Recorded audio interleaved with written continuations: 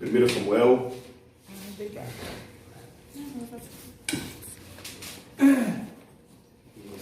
Capítulo 17. Quero te incentivar a ser um leitor bíblico, a insistir em voltar às Escrituras. Capítulo 17. Quero te incentivar a meditar nas Escrituras, a orar nas Escrituras, a pedir que o Senhor te tire da normalidade, isso é, da aceitação comum que nós temos vivido como cristãos, como irmãos nesse último século. Deus tem muito mais para poder nos dar. O texto diz que aquilo que o olho não viu, que o ouvido não ouviu, jamais, não desceu ao nosso coração. É isso que o Senhor tem preparado. Está pronto, Paulo? Está pronto, Rebeca? Está preparado. Deus deu, não entregou para ninguém, está preparado. E Ele está atrás de uma manifestação de amor para poder entregar. É isso que Ele tem interesse. Fala, Miguel, você quer falar? Chegou? Todos nós estamos extremamente inteirados dessa composição de 1 Samuel, capítulo 17. A narrativa que do filisteu invadiu a terra, querendo guerra contra a nação de Israel. E o texto diz que durante 40 dias, Golias ficou arrotando valentia. E eu gosto de pensar nisso. Ninguém viu Golias dar um tapa em ninguém. Golias não matou ninguém diante daquilo. Foi só o tamanho dele. E tem muitas causas em nós que não passa disso. São apenas Golias que nós não temos coragem de enfrentar. Dentro desse meio de gente todo, nós temos um homem que foi ungido para isso. Será que o Senhor não te capacitou para algo nesse tempo que você está se escondendo? Será que o Senhor não te deu um dom, um talento, uma habilidade específica para esse tempo, que você, em vez de manifestar isso, está se escondendo atrás dela? Me aparece o vinho, a espiga de cevada, como de vez em quando eu gosto de pensar, que seria inimaginável conceber um Deus que disse que não queria que um povo se fizesse parte e aceita a menina Ruth dentro da genealogia. Parece que Deus se contradiz, mas Deus sonda os corações. Há muitos de nós cristãos dizendo que amamos a Deus e o Senhor vai olhar o outro lá que não professa fé nenhuma e na análise disso existe muito mais fé lá do que aqui. Davi tem pai. Davi tem pai. Quando Samuel chegou na casa de Jessé e que aquela cena foi preparada para uma unção, o que Jessé está dizendo para Samuel naquele momento, para mim e para você, é isso aqui. Pode ungir qualquer um desses menos. É esse menos, é esse oitavo que Deus quer. Daqui a pouco, o pai manda esse menino ir à guerra para poder levar comida para os irmãos. E lá ele escuta a conversa. A conversa não é o gigante. Está todo mundo prestando atenção no gigante.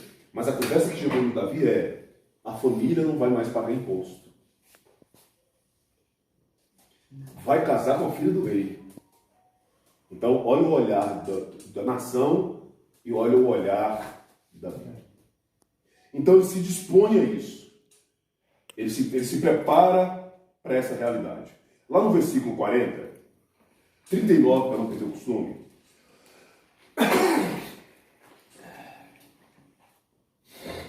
Saul tentou, depois da aceitação daquele menino fosse à guerra, colocar as roupas que eram dele no Davi para que ele fosse batalhar.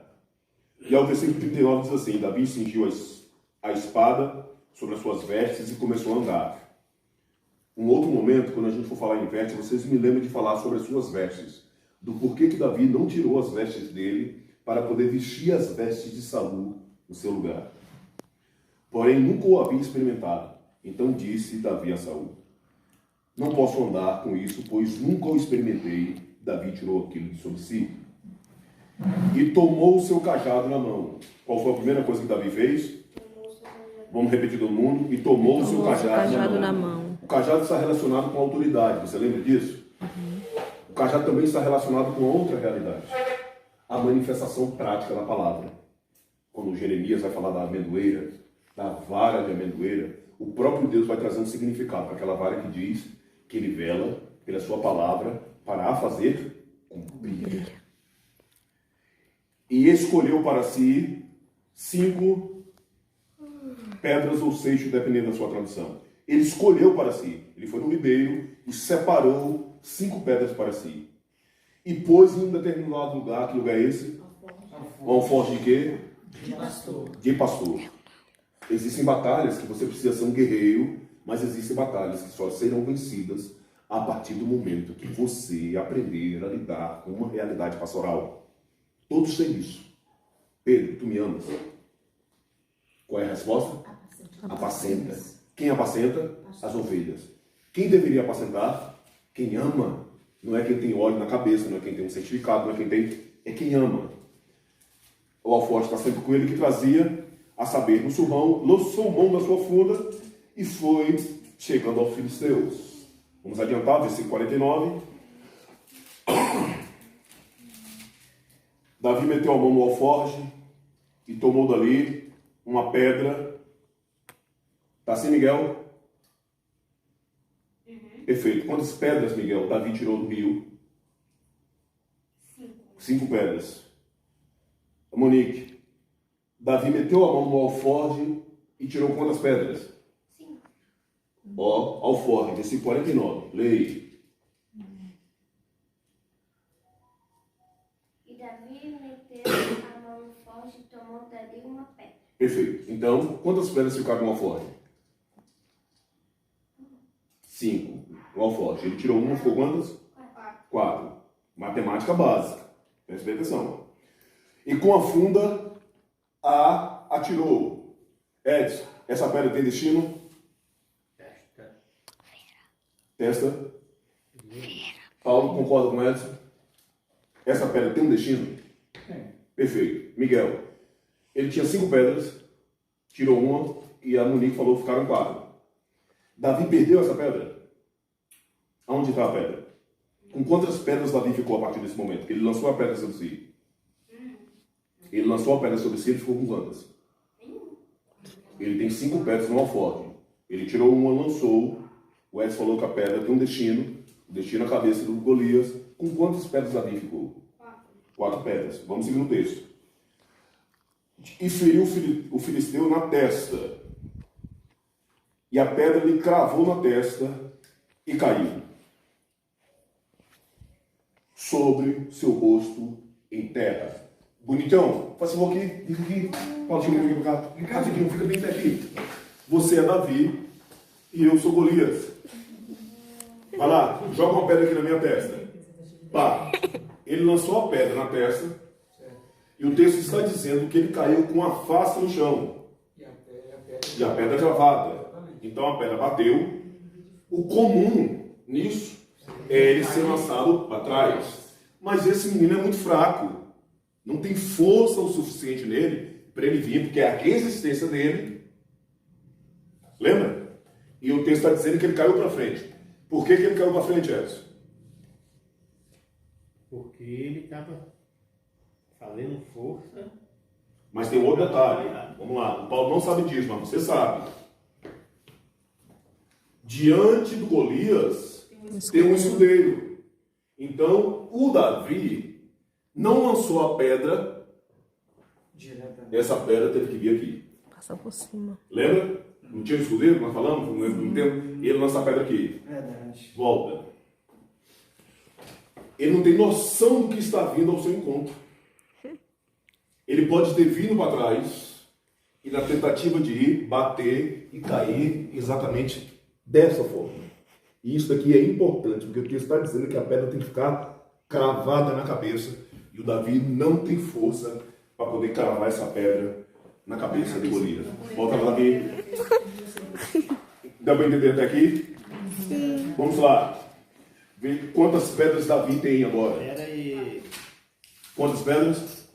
Pera aí. Monique, quantas pedras? Pera aí. Edson, quantas pedras? Posso fazer a pergunta? Faça. 49. Davi mexeu a mão no alforje e tomou dali uma pedra e com uma funda lhe atirou e feriu o filisteu na testa. Isso.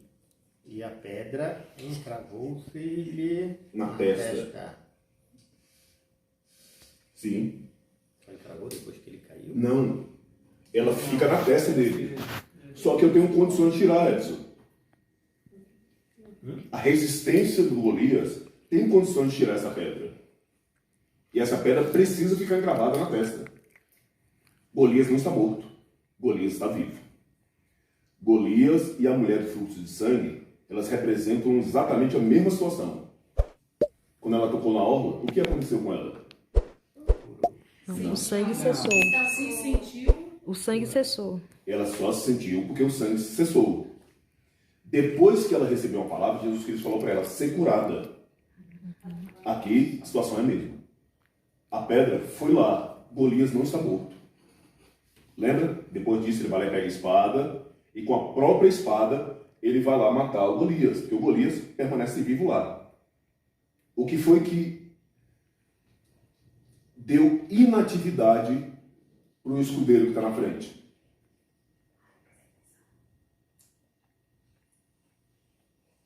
Tem o escudeiro na frente. E esse escudeiro ficou inativo. Por quê? Uma sexta-feira dessa a gente vai sentar para focar nisso. Deu para entender? Então a pedra veio, mas a resistência do Golias faz com que essa pedra pudesse ser tirada. O escudeiro poderia vir tirar a pedra, ou talvez até o Golias. Por isso ele cai, que é para a pedra ficar incrustada lá dentro e não ter condições de sair. Pegou? Tá tranquilo daqui? Vamos lá. No versículo 54, para a gente poder adiantar, Davi tomou a cabeça do filisteu e trouxe a Jerusalém. Miguel. Quantas pedras Davi tinha? Ao todo. Quando ele usou uma pedra, ele ficou com quantas? 4. Ele levou a cabeça do filisteu para Jerusalém. Com quantas pedras Davi tinha? 4. Ele levou a cabeça do filisteu para Jerusalém. Por que 5? Porque ele estava com 4 no alforje e uma na cabeça. Você precisa aprender algo nisso. Porque você usou algo de si, que você escolheu para si, para Deus. E Deus fez com que aquilo que você usou para Deus continuasse sendo seu. Alguém deveria ter dado glória a Deus, mas aleluia nisso. O Edson falou que o destino da pedra era a testa do Golias. E era. Se o Golias fosse ficar ali, tudo bem. Mas jamais se pensou na possibilidade de que Davi, escolhendo para si 5 pedras no rio, fosse derrubar o gigante Golias e Davi fosse chegar até Jerusalém com aquela cabeça. Vale ressaltar uma coisa importante. Jerusalém ainda não é uma terra de Deus. Ainda pertence a Jerbus, ao rei dos Jerbuseus e por aí vai. Por que Davi se tornou rei daquele lugar? Anos depois. A aplicação para esse culto de hoje é simples. O que é que você vai colocar, usar seu para Deus? Por que você tem tanto medo de perder aquilo que Deus te deu e que você escolheu para si e você não tem coragem de devolver aquilo para Deus de novo? Deus tem um destino muito melhor para aquilo que está nas suas mãos.